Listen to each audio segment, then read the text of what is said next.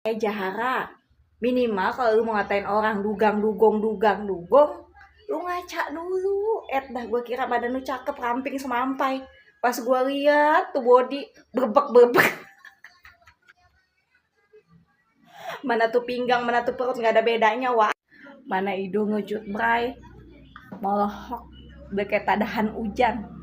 Jangan banyak tingkah deh lu, Jangan banyak tingkah, mendingan lu pulang sana hempas ke gurun pasir, kebul deh. Mama bikin video ini menjawab komentare bolone Sahara, tapi sempat di take down. Untungnya mama screenshot ya. Kamu lihat di apa komennya? Nggak masalah. Sombong tenan.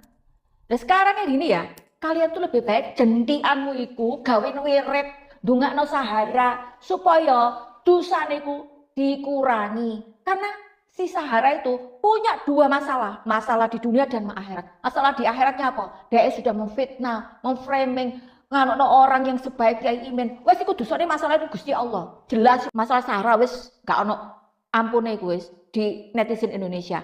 Tapi ini masalah dunia. Wes kena ini. Pasal siji ndak kena pasal liyane. Iku bacakan ya. Pasal 27 ayat 1. Unsur asusila maksimal 6 tahun denda 1 M. Karena apa? Asusila yang menyebarkan video ITE itu.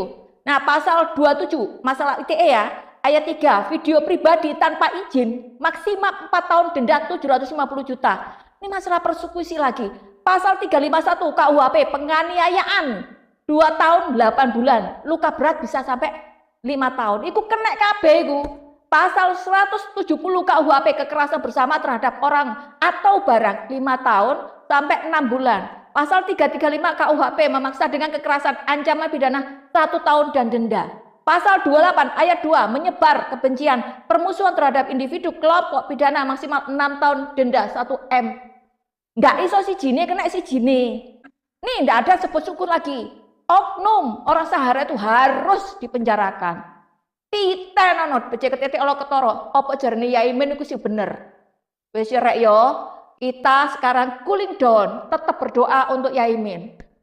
Barusan ada yang inbox gue dibilang kayak gini, udah sih Kak jangan posting-posting lagi video ya Imim dengan Sahara, biarkan mereka semua berdamai karena damai itu indah. Bukan gue nggak cinta damai ya, tapi masalahnya kalau Yaimim baikan sama Sarah tanpa proses peradilan itu gue yang nggak terima. Masalahnya gue yang ikutin kasus dia tuh dari awal, dari zaman si Sarah posting-posting Yaimim pakai tongkat di Igoy, dari sebelum ini naik terblow up ke media seramai ini. Kalau damai begitu aja gue nggak terima anjir. Gue susah menjelaskan mau ngomong sama kalian bagaimana, tapi parah kali loh mulutnya itu parah kali. Dia harus dikasih pelajaran, betina itu harus dikasih pelajaran agar supaya dia mengerti dia tidak ada kuasa di dunia ini. Sakit. Kalian dengar sendiri mulutnya tuh semenyakitkan apa. Mulut gue kalian tahu kan, mulut gue ini bejat, mulut gue kotor, tapi dia lebih. Kenapa Mim? Kok aja orang nggak mampu kau ngadapin aku sendiri? Kenapa? Enggak, kenapa sini, aku masuk rumah kau sini. Oh sini di depan. Teman-teman, jangan pergi dulu teman-teman. Saya rekam ini. Ada apa kalian disuruh ke sini? Ayo, ini mahasiswa UIN semua, sini kalian. Jangan pergi, Kenapa? Ini dosen kalian yang cabul itu, dia cabulin saya. Ayo. Dengarin. Ayo dengerin, ayo. Apa? Kapan saya nyabuli Dengerin ya. Kapan Dengerin. saya nyabuli kamu?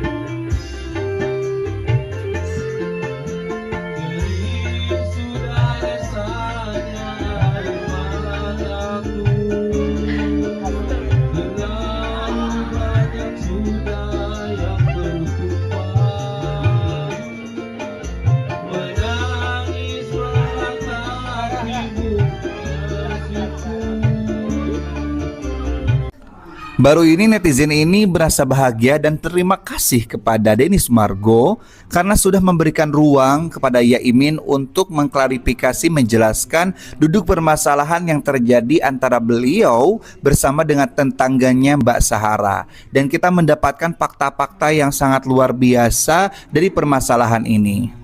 Namun ternyata Denny Sumargo juga bukan hanya memberikan ruang kepada Yaimin, tetapi juga kepada Mbak Sahara. Yang dinilai oleh netizen ini kok nantinya kita akan merasa bingung apakah ini yang benar yang mana, apa Yaimin atau Mbak Saharanya.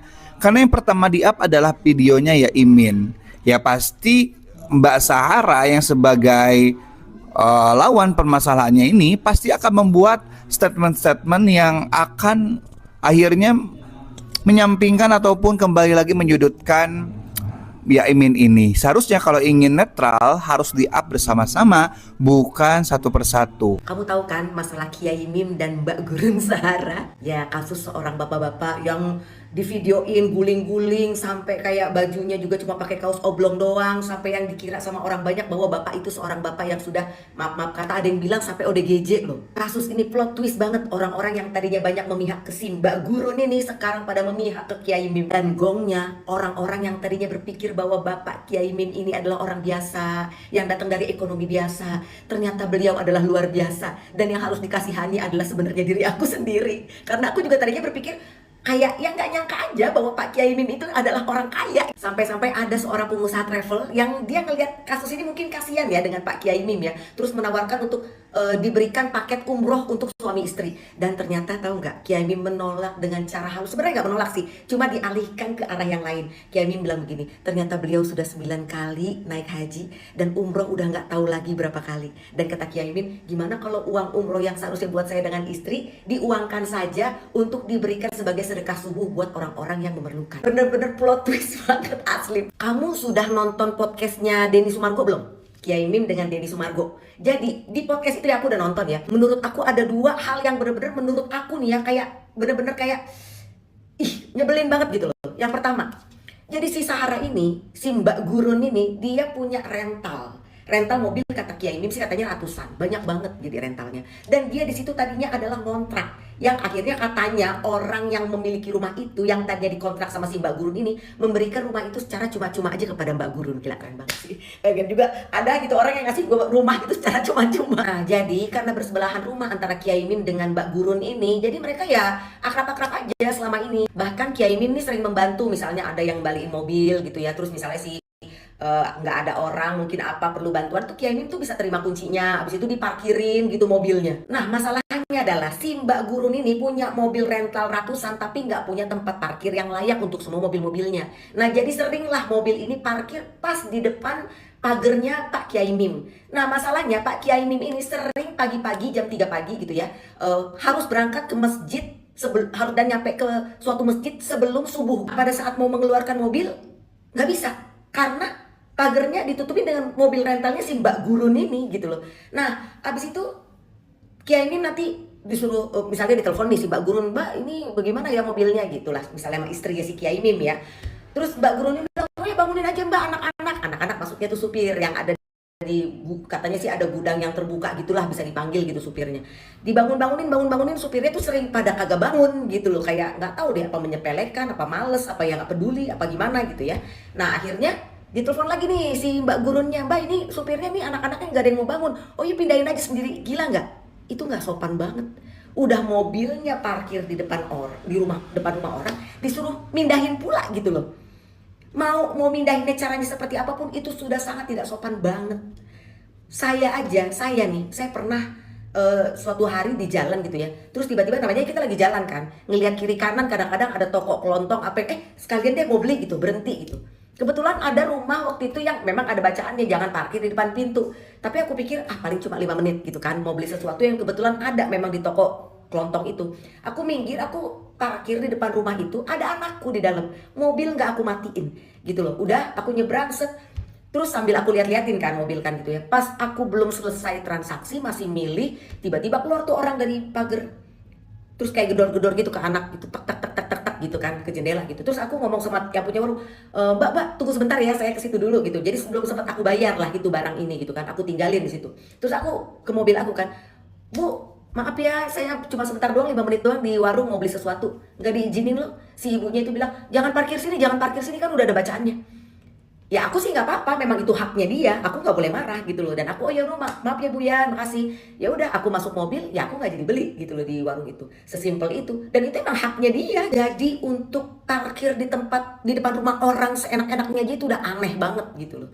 Yang keanehan kedua, jadi si anaknya Mbak Gurun ini datang ke rumah Kiai Mim. Aku nggak tahu deh umur berapa, nggak jelas soalnya dikasih tahu umur berapanya ya. Serpin apa kalau nggak salah. Main-main ke rumah Kiai Mim, nggak lama si Sahara juga datang nih si Mbak Gurun ini. masuk ke tempat Kiai Mim ke dalam rumahnya. Terus katanya ditutup tuh pintunya dari dalam rumah dan dikunci oleh si Mbak Sahara itu dengan alasan takut anaknya keluar, nggak kelihatan. Akhirnya Kiai Mim ini karena nggak enak dia bilang dia naik ke lantai 3 untuk nyuci baju. Nah pada saat dia nyuci baju katanya memang dia telanjang dada cuma pakai celana pendek. Terus si Sahara katanya naik terus bilang apa sih gitulah, pokoknya nggak enak lah cara ngomongnya gitu loh. Tapi maksudnya lu udah masuk ke rumah orang gitu loh. Lu masuk ke rumah orang, lu kunci pintunya dari dalam, lu perempuan ya kan masuk ke rumah seseorang yang kebetulan orang tersebut istrinya nggak ada di rumah gitu loh. Terus lu kayak berasa lu yang di apa namanya lecehkan gitu, aneh banget gitu loh. Something wrong with you Mbak Gurun. Balik lagi ke penampilan Kiai Mim yang sarungan-sarungan aja gitu ya di video-videonya si Mbak Gurun itu yang disebar luas gitu kan di medsos gitu ya. Aku tadinya berpikir ya pada saat dia dibawa ke Densu gitu ya, aduh lumayan deh gitu ya, namanya aja orang, maaf ya Kiai Mim ya, ini kan pemikiran saya, orang kampung udah ditolong gitu, barangkali aja Densu juga bisa ngasih honor podcast gitu ya, lumayan buat pesawat kembali ke ke kampungnya. Ternyata beliau yang perlu dikasihanin itu gue, bukan dia. Jadi aku menilai diri aku ya, mungkin aku sebagai orang Indonesia udah sering banget ngeliat di medsos gitu ya, flexing yang orang sultan inilah, sultan itulah gitu kan ya. Jadi sehingga ada orang yang gak flexing seperti Kiai Mim, jadi kayak dianggap kayak underestimate gitu loh. Yang jadi pertanyaan, emang si Mbak Gurun ini sebelahan rumah nggak tahu Kiai Mim itu seorang yang sehebat itu? Kalau orang yang menghargai tetangga dianggap lemah, wah Mbak Gurun, kamu salah cari lawan.